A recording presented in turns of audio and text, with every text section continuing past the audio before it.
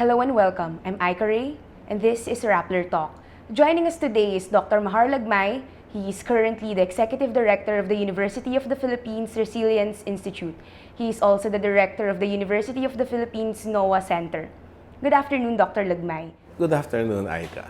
So, I heard that you have a new book about open data and disaster resilience. Can you tell us more about that?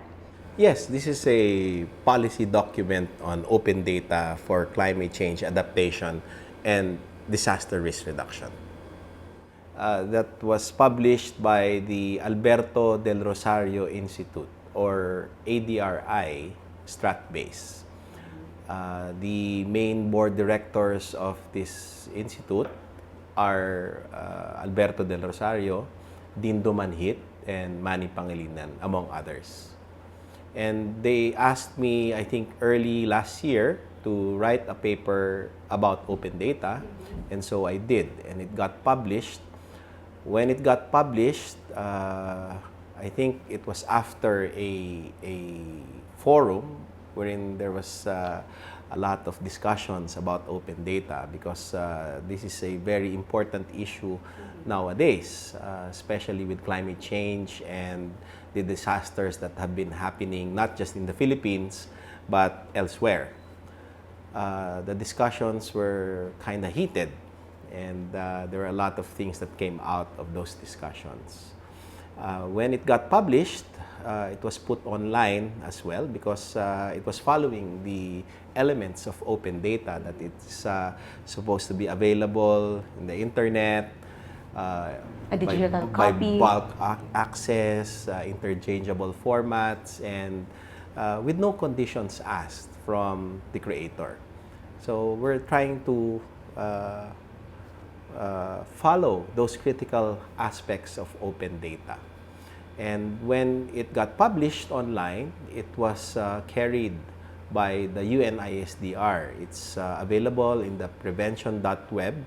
That's the internet site for disaster risk reduction of UNISDR. And so far, I think it's the most viewed publication that I've ever made. Okay. So, what pushed you to write this book? Well, one thing, I've been always advocating for open data.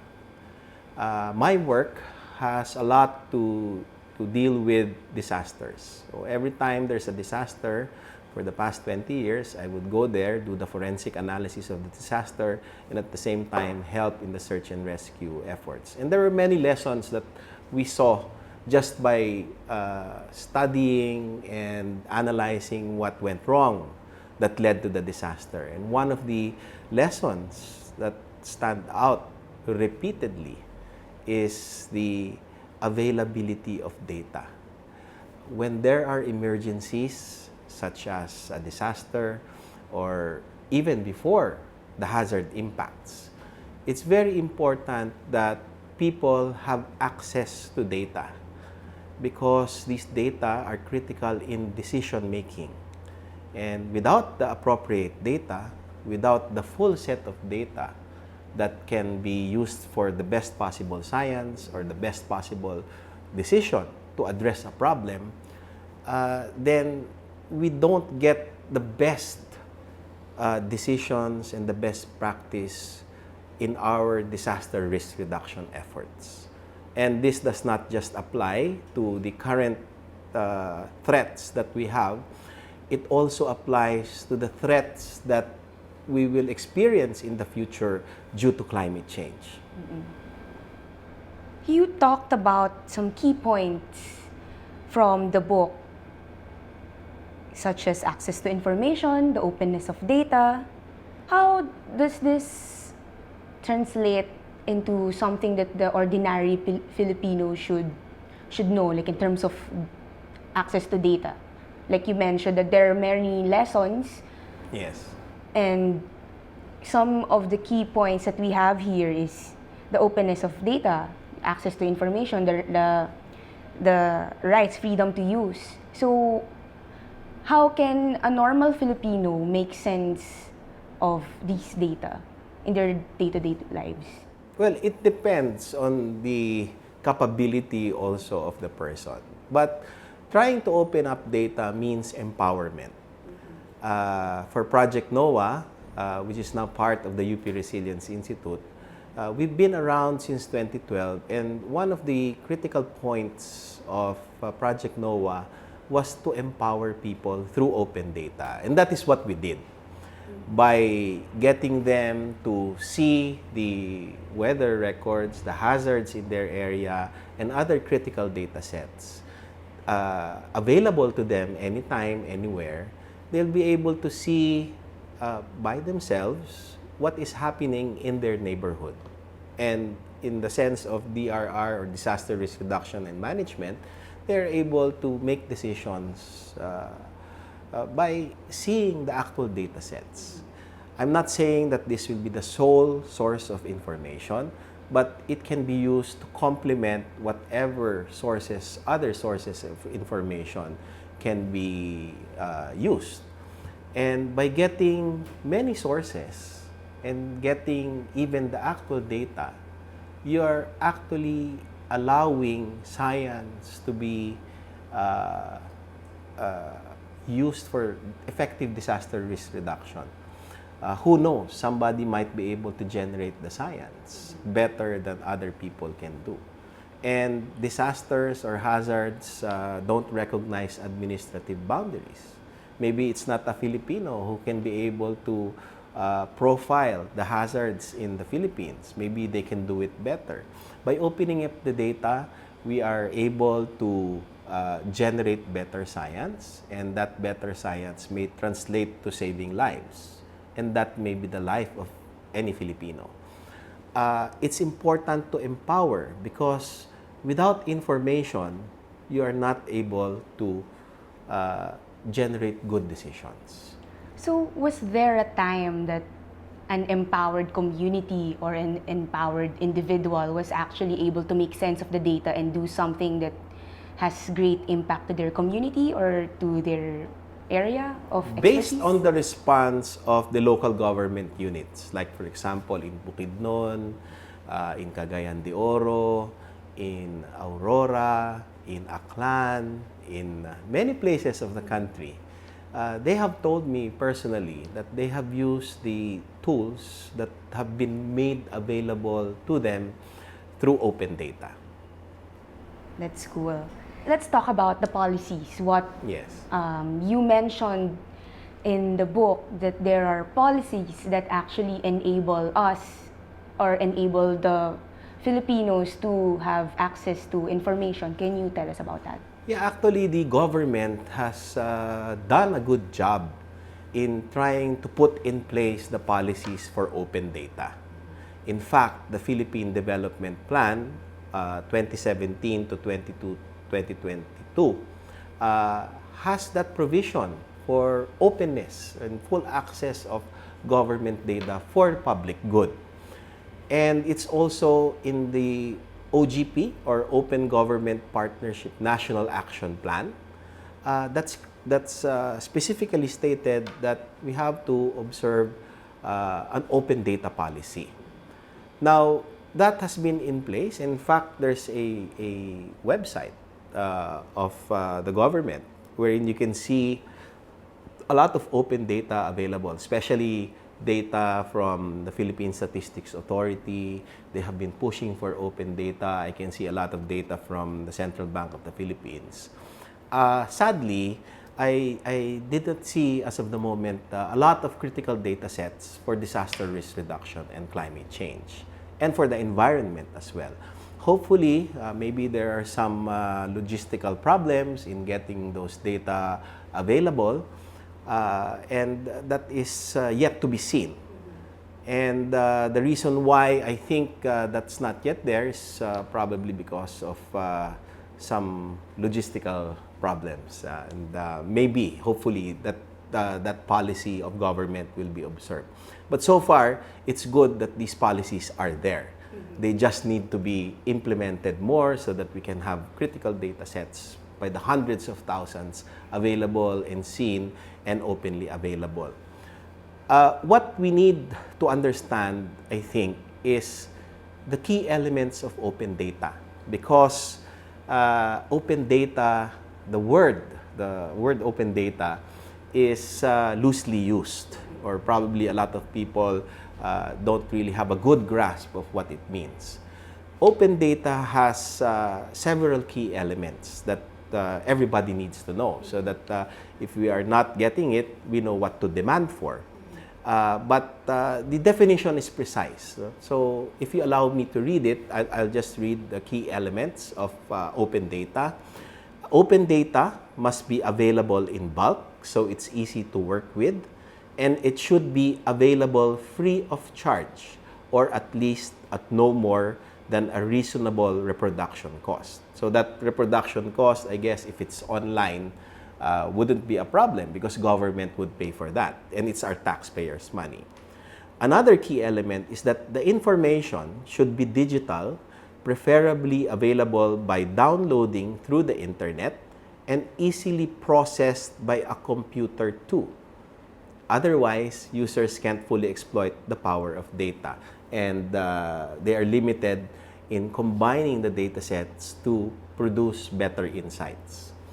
Another key aspect is that open data must permit people to use it, reuse it, and redistribute it, including intermixing with other data sets and distributing the results. And lastly, the open definition generally does not allow conditions to be placed. There are no conditions. I mean, if you see it in the internet, you just right-click and then download it freely without any conditions. Because if there are conditions, chances are you might not get the data. On how people can use open data.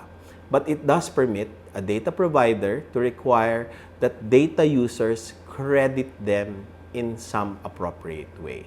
So it's just right, that if you access open data, that you share it, and at the same time cite the person that created it. And open data also means that there's a license to it. By distributing it through the open data platform, there are licenses as well. And there are metadata that just a short description on what the data sets are and how they were formulated.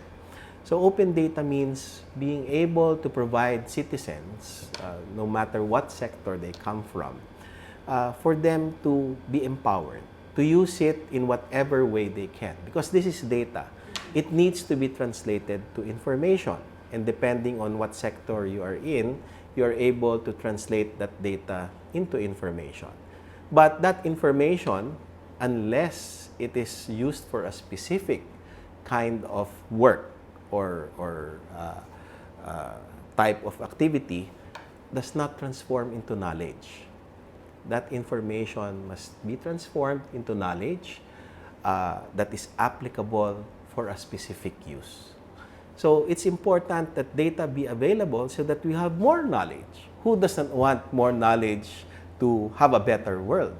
And it's important that we have information so that we have logical decisions. For disaster risk reduction and climate change efforts, it is imperative that we have open data because our problem is huge. And we need all the minds and all the hands and all the scientists to be able to work on the data sets that everybody produces so that we can combat the adverse impacts of climate change. But there are limitations to that. Yes, of course. The limitations are not as many as those that you imagine. The limitation is that you have to cite. Of course, there are national security issues. You have to observe data privacy laws. I think that's fine. We're talking about the raw data sets.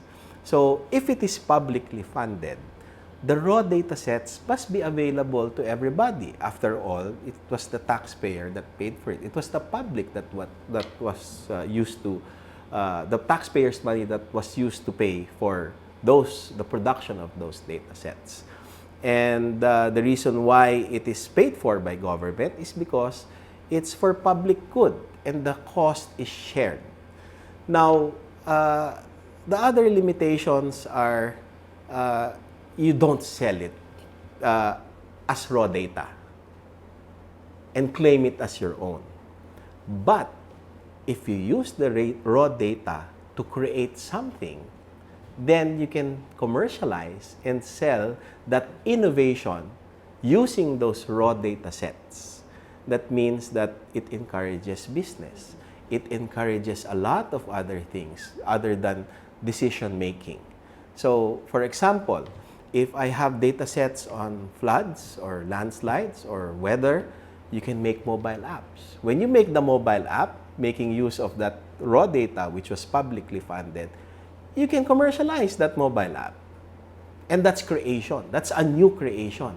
It is not the raw data that you are selling. You are selling your new creation, which is intellectual property. Actually, the creation of the raw data sets has intellectual property as well. Because, as I said, all open data sets have licenses as well. And that protects the intellectual property of the creator. But if you generate some other thing, a new product, imagine how many users or clients can make use of those raw data products. All of those users may be able to generate new products. And if you open up to the whole world, God knows what we can produce. And these products, okay, considering the market forces, one will stand out.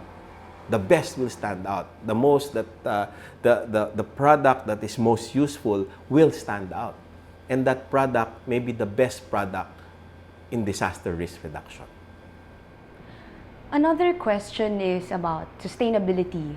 Yes. How can we ensure that getting raw information, raw data can be sustainable? Government is always there. If government is there to pay for data sets for public good, it will always be sustainable. And one more thing, I'll get an example of the USGS or NOAA.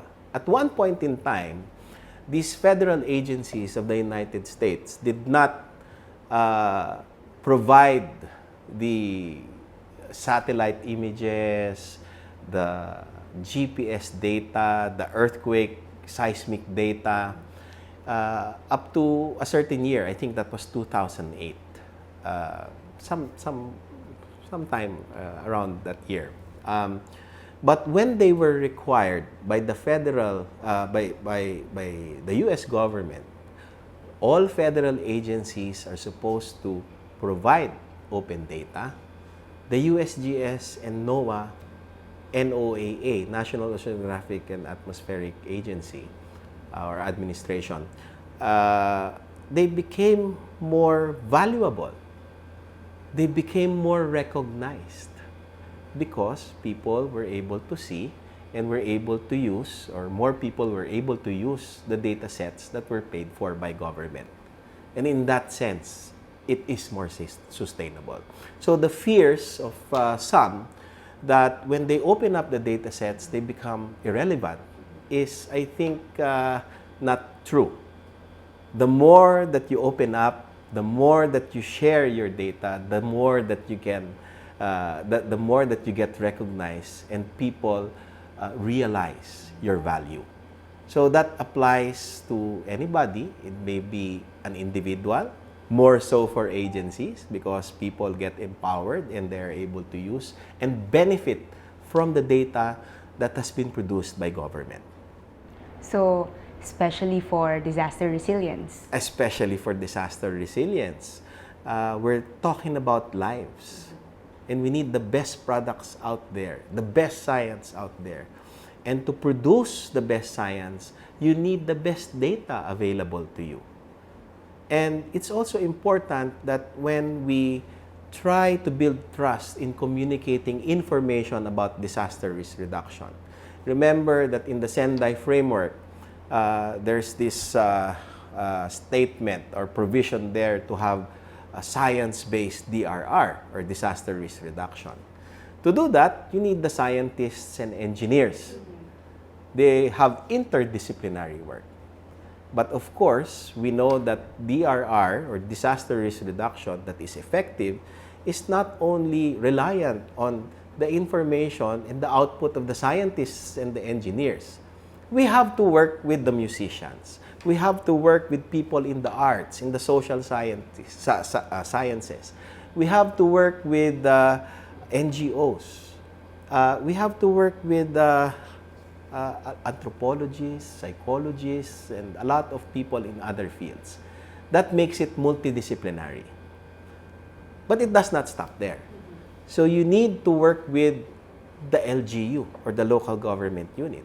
You need to work with the NGAs, the NGOs. You need to work with the crowd. You need to work with media. Now, for this to work, which is called as transdisciplinary disaster risk reduction, everybody is involved. That's also part of the Sendai framework, by the way, that it has to be a whole of society approach for disaster risk reduction. In order for that to work, wherein the whole of society is involved in DRR work, you must have open data. You must have open access. You must have open knowledge. You must have open source. You must have all of these openness so that you can build trust, so that you can communicate well. How can you build trust if you keep data from the other person? And if we are to work as one, with everybody in the society included in the disaster risk reduction effort, you need to be open. And that openness is a trend globally in disaster risk reduction and climate change adaptation efforts. In the Philippines? In the Philippines, of How course. is it in the Philippines? In the Philippines, that is yet to be seen. But with the policies that have been executed, and I don't want to say implemented. Implementation, there's a lot, it leaves much to be desired for. But we have to do that. Because if we don't do that, then the whole efforts for disaster risk reduction will fail.